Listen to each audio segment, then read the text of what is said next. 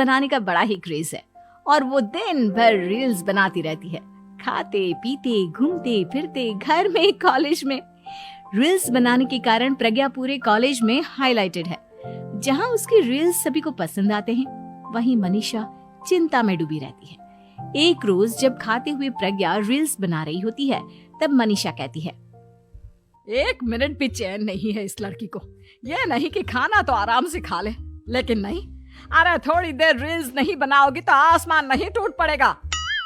अरे मम्मी, इसी को तो कहते हैं डिटर्मिनेशन। तुम नहीं समझोगी ये सब। भगवान, इस लड़की को सद्बुद्धि दे। जब देखो तब टेढ़ा बाका मुंह बनाती रहती है। मनीषा की बात का प्रज्ञा पर जरा भी असर नहीं होता और वो खाते खाते रील्स बनाती रहती है। दिन बीतने लगते हैं और देखते देखते प्रज्ञा का कॉलेज भी खत्म हो जाता है।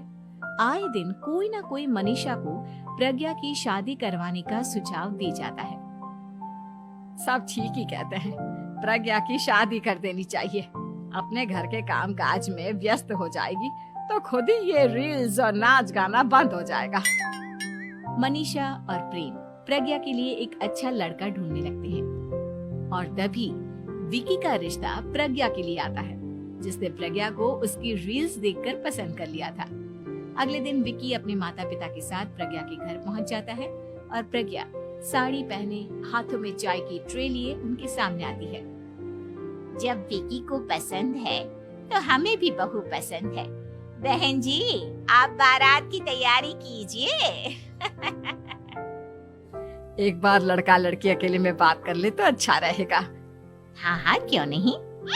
मनीषा विकी को प्रज्ञा के कमरे में भेजती है, जहां प्रज्ञा पहले से ही रील्स बना रही होती है।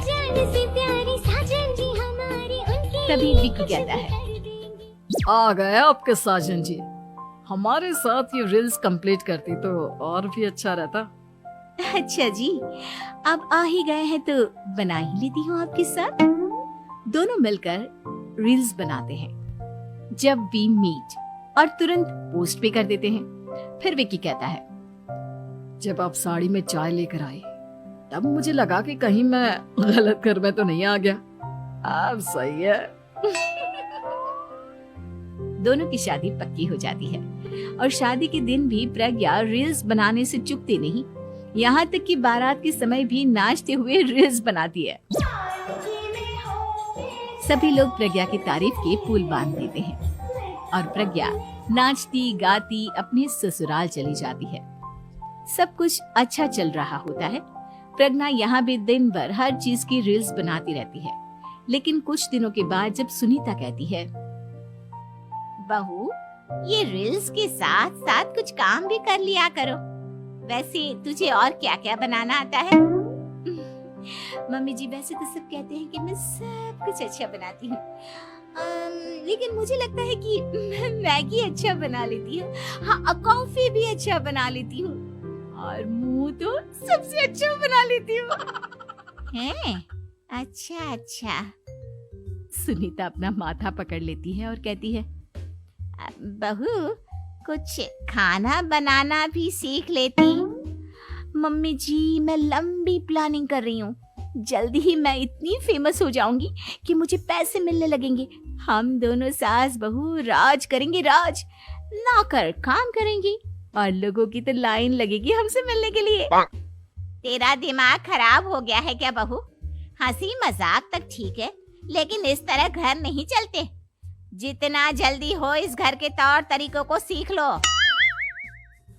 प्रज्ञा मुंह घुमाकर चली जाती है और तुरंत उसी वक्त एक रील बनाती है।